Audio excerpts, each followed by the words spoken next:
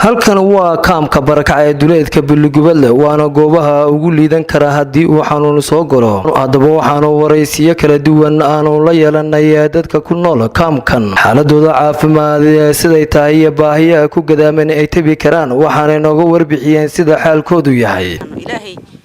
iyo adigaba ka baryayna ilaahay baa la baryaaya adigana waan ku weydiisanaynaa ilaahay baa mahadle marka horeysa adigana waxaan ku weydiisanaynaa inaad baahida waxaan ku in maxay hayday waxaanu biyaha ku dhaansano maxay hayday guriyaha laftigoodu roobku markuu soo daato waa ka soo joogsado nagama celiyaan ina guriya noo soo dhistaan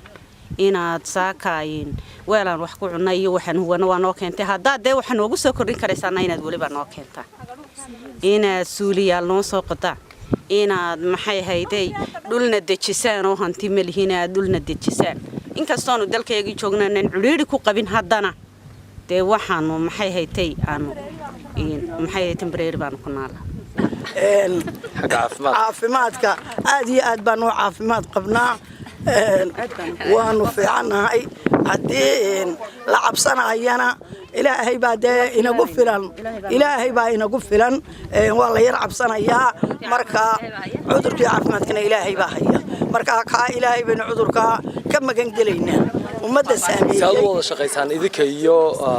waxyaha iyo gudoomiyaha uu soo magacaabay agaasimaha uu soo magacaabay gudoomiyaha xinif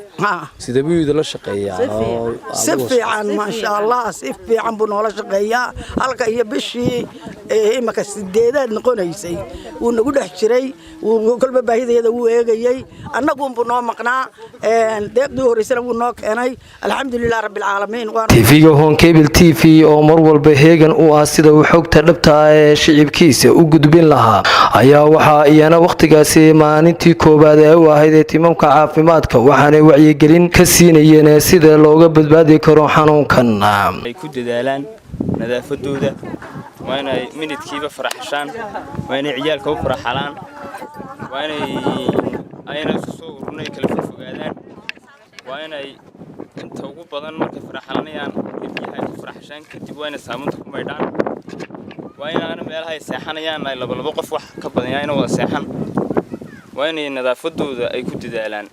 iyo sidii ay cudurka uga hortagi lahayn maadaama ay yihiin dad dan yara oo hadii uu ku dhaco ayna ka badbaadi karin agaasimaha barakacayaasha gobolka Hawd oo aanu kula kulanay xeradaasi gudaheeda waxa uu noo sheegay in ay maanta ku guda jiraan siday ugu wacyigelin lahaayeen xanuunkan COVID-19 ama qufaca 19 ee dunida saameynta weyn ee caafimaad ku yeeshay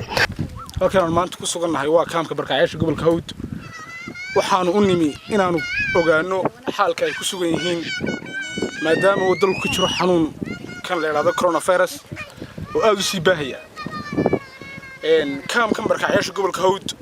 waa kaam ay degan yihiin dad badani hay'aday marka waxaan ogaanaynay sidii xaalkooda iyo caafimaadkooda iyo arrimahooda aanu la socon lahayn arrinkan aan maanta u soo baxnay wacyigelinta waxaan ku daba taaganahay gudidii wacyigelinta gudidii coronavirus ee madaxweynaha Jamhuuriyadda Soomaaliya loo magacaabay inay dadka ka wacyigeliyaan ama ay u sheegaan ayaan ku garab taaganahay adeega cusub ee shirkadda Dahabshiil iyo Dahab hadaba macmil adeegan cusub ee casriga ah waxa uu ku sahlayaa in adigoo jooga gurigaaga ama goobtaada shaqo aad lacag ugu xawishid asxaabtaada iyo ehelkaaga jooga daafaha dunida